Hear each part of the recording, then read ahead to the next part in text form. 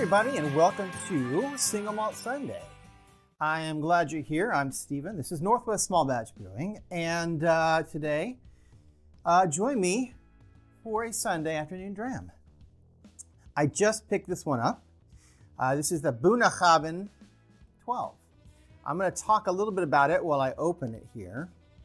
This is a 12-year-old whiskey, which means it was aged in oak barrels for at least 12 years. And this one in particular was actually aged for 12 years in used bourbon barrels, which is very common for Scotch. And then it was finished for a period of time in used sherry casks.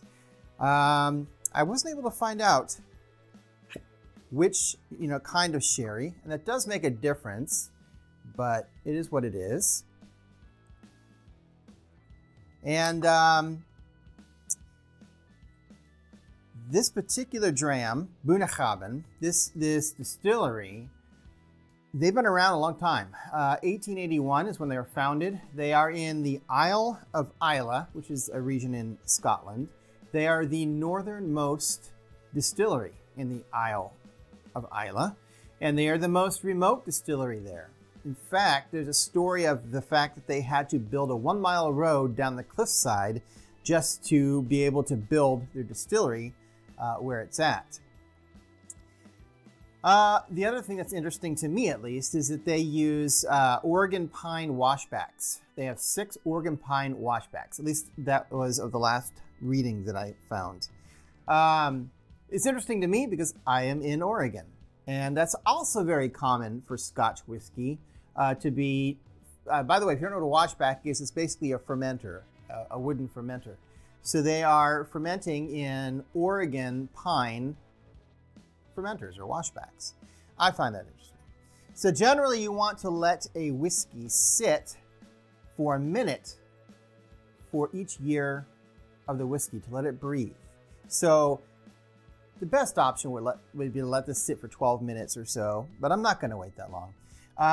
The one other thing I would note about this that I found interesting, besides the fact that the glass is very dark, you don't usually see glass this dark, so it's kind of hard to see how much is in it, like if you're drinking it, but also the fact that it says, wow, somewhere on here, I know I saw it on the actual container here, it does say, man, I can't even read it with the light, but it does talk about it being sherry, it says sherry sweet unfiltered, I think. Boy, it's so hard, it's so lightly written, you can't even read it. I find that interesting because most times whiskeys like to really, make a big deal of the fact that they're sherried or smoky or whatever, because people look for that. But, I don't know. It's not as dark as some sherried whiskeys I've seen, but you can definitely see, at least I can, how dark it is. It's definitely got some color to it. Initially, to me, it does not have a real sweet nose. It tastes more like, smells more like a wine, obviously sherry is a wine, but a lot of times you get a lot of fruit notes and stuff. And I'm just getting, a very winey kind of nose on this. The other trick is the first sip that you take, make it a quick one so that your mouth kind of acclimatizes and the whiskey the oils and whatnot can cover your palate. It gets you prepared right for the alcohol.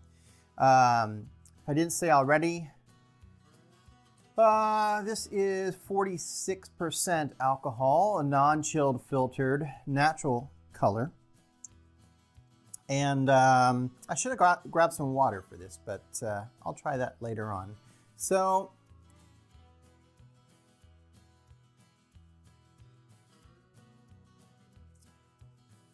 I'm not getting a ton of the sherry from this. There's a lot of alcohol burn and not a lot of flavor. I feel like it's a lot of work, a lot of effort, and not a lot of return, if that makes sense. It looks like it's got so much color to it, but there really isn't much sherry influence on the palate, in my opinion. Like I say, it's not very sweet. It's just very like you have a red wine, right? Which is what a sherry is, but it's just not. It's not a sweet. Maybe they didn't. Maybe they finished this in. You know, there's different kinds of sherries. It might not have been a sweet sherry that they finished this in, as far as the barrel goes. So that could be why. I'm not getting a lot of barrel notes either. Like usually you would get vanilla, cloves, baking spices, maybe even leather.